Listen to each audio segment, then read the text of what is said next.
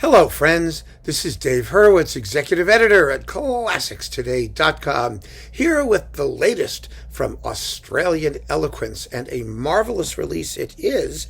It's Pablo Casals, the Phillips recordings, of which there was, or the Phillips Legacy, it's the Phillips something or other. It's actually now on Decca. 7 CDs full of juicy music by an aging Pablo Casals. And quite frankly, Tully Potter writes a very fine booklet note, with the exception of the fact that he feels a British obligation to talk about Lionel Tertis before he even gets to Pablo Casals. I don't know what that was. Tully, come on. Anyway, everything else he says is quite perspicacious. And, the thing about Pablo Casals in the long-playing era in the 50s is that he was born in like 1876. He was in his 70s. His technique was past its prime. We all know that. But we listen to it anyway.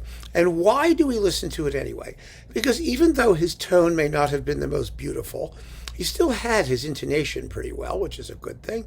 But beyond that, the musicianship hadn't diminished at all. In fact, as his recordings as a conductor and demonstrate quite clearly, you see, Casals was more than a cellist. He was a musician. He was just a superb all-around musician. He was like Schnabel. Schnabel's teacher said, "You're not a pianist, you're a musician." And so the occasional wrong notes don't matter so much.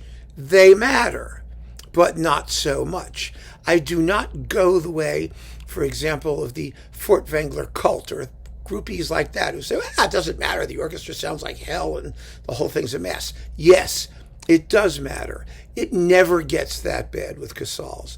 There is no point in any of these performances where he should be ashamed of his ability to communicate the music, or he does something that's just embarrassing. It never happens. He was really too good a musician for that, I think. I really do. And beyond that, he surrounded himself with the best of the best, and he knew how to pick them. He was able to find musicians who had the same feeling that he did for the works he was performing. And since this is all ensemble music, or almost all, what's not to love? You'll see what I mean. Let me tell you what's in here, and you'll know that you really need this if you are a connoisseur of chamber music. And that's not everybody. I understand. And I also want to say that even if you're not a connoisseur, do not think that by getting Pablo Casals doing this, you're going to be getting like the ultimate best something, whatever, a transcendent experience. No, you should get good, solid, fabulous stereo recordings of all of this stuff, because all of this is live except for a couple discs, by major other artists, and there are plenty of them. There really are, because remember, Casals was the beginning of the school of modern cello playing, and so many fantastic artists after him took up the challenge and did it superbly well. So we do not have to go and say, grab this as your first experience. It's a supplement. It really is, and there's nothing wrong with that at all. So what have we got here? First, we get Beethoven's Cello Sonata No. 2, Opus 5, No. 2, and the Cello Sonata No. 5, Opus 102, No. 2, with Casals and Mieczysław Horszowski. Remember Horszowski? Horszowski was such a marvelous chamber music partner and a wonderful solo piano. He made those terrific recordings for Nonsuch when he was like 100. He lived to be like forever, and he was a funny guy. He gave this wonderful interview. He got married when he was like 90 or 95. And when they asked him why he got married when he was like 90, because apparently he was gay or something like that, he said, well, it was cheaper than paying for the help, because he was blind and he needed help in this house. He said, so instead of paying for her, I married her, and now I get my help for free. I mean, he was a character, but also just a splendid pianist. And I remember seeing him in one of his last concerts at Carnegie Hall. I mean, one pianist in all of Carnegie Hall. I mean, the hall's too big. And he was blind, and he was 104 or something like that. And he comes shuffling out to the piano, this tiny little man, and you think you're not going to hear anything. And he just filled the room. It was amazing, absolutely amazing. The piano playing was effortless. It was as if no one was there and the composer was simply communicating. You know, he did Mozart and Bach and Beethoven. It was just splendid. Some Chopin, I think. They were amazing concerts. They really were. And he was an extremely gifted performer, and Casals loved him. And the two of them, great. Now, of course, Casals, there are recordings of him doing the Beethoven cello sonatas till the cows come home. So, you know, you can pick them and choose them. But really, I mean, the partnership is what we listened to. And it was marvelous. Then we have the Beethoven Third Trio in C minor. That's Opus 1, number 3. And this is with Horszowski, Casals, and, hold your breath, folks, Sándor Végh. Oh, my God. Sándor Végh was a musician after Casals' heart. He was considerably younger, but he had that same feeling for the human singing essential quality of whatever he was playing. You know, he made the music speak, and Casals made the music speak, and Horszowski made the music speak, and they all made it speak the same thing at the same time. It's a wonderful group. So there's that. Then the cello sonata the cello sonata in F, which is Beethoven's transcription of the Horn Sonata, Opus 17, and that's Casals and Horszowski. Disc 3, we have 2 more Beethoven trios with those 3 guys. You get the Ghost Trio and the Archduke. What's not to love? And they're wonderful performances. And we have another performance of the Ghost, this time with Karl Engel, Sándor Végh, and Pablo Casals. And Engel was another marvelous chamber music pianist. And let's see, Beethoven's Cello Sonata number 1, Opus 5 number 1, with Casals and Wilhelm Kempff. Also no slouch, right? So that's fun. And then, Cd5, the Shubert Quintet. Now, Casals did the Schubert Quintet several times, but this is with the Végh Quartet. And let me tell you, it is invidious to try and say, well, is this the greatest ever Schubert Quintet? No, it isn't. I mean, the sonics are rather dry. It's up close because it's live. And, sometimes the playing is a little raw. But let me tell you something. The one thing these players do, and you don't hear this today, in these days of, technical perfection, and quite often fabulous interpretive insight too. I'm not, we always have to be careful not to go to crazy extremes with these things when the discography tells us otherwise, right?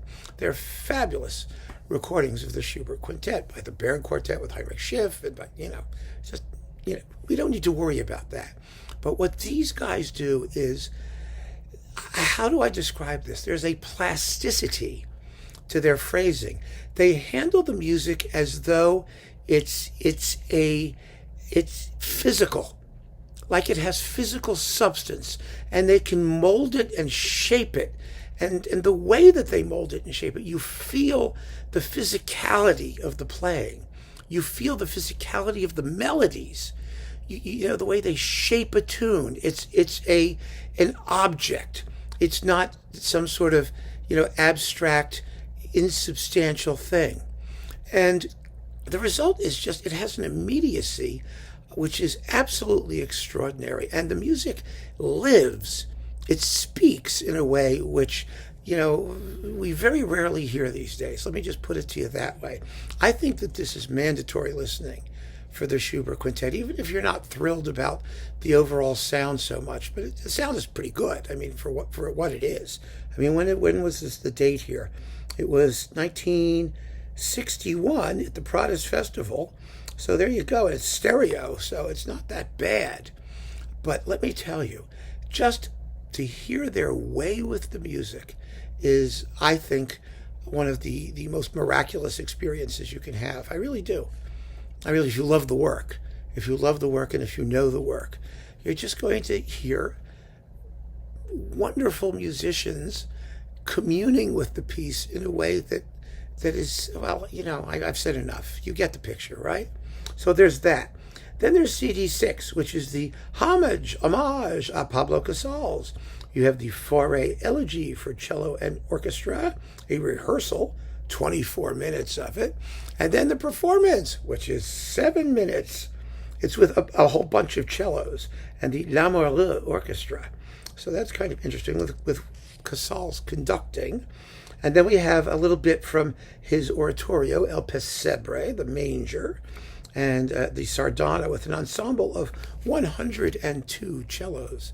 This was for Casals' 80th birthday, when like every cellist in the world showed up. And then he plays the saraband from the Bach Suite No. 5 in C minor for solo cello by Bach. And then finally, CD7 is, again, Casals conducting, and he's conducting Maurice Gendron, the cellist, who was a favored cellist of Casals in the Haydn Cello Concerto No. 2, and the Boccherini Cello Concerto in B-flat, the famous one, which was restored by Gendron. He took away all the accretions and put the original slow movement back where it belongs, and tried to restore Boccherini's original in as much as it was possible in those days. And it's with the L'Amoureux Orchestra, which I always love. And that's it. 7 discs of absolutely splendid chamber music, featuring sometimes the cellos, sometimes just a trio or whatever the group is. And the music making, as with most Casals things, is just extraordinarily vivid and plangent and tactile and humane. And it's just a wonderful, wonderful thing, because he was a genius who happened to play the cello. And whether it was gorgeous in conventional terms, it was like the voice of Maria Callas. She was a genius who happened to sing. Every so often we run into them, and however they express themselves, the results are miraculous. So there you go. 7 discs, Australian Eloquence, Decca, formerly Philips, and you're in business. Keep on listening, friends. Thanks so much for joining me. Take care.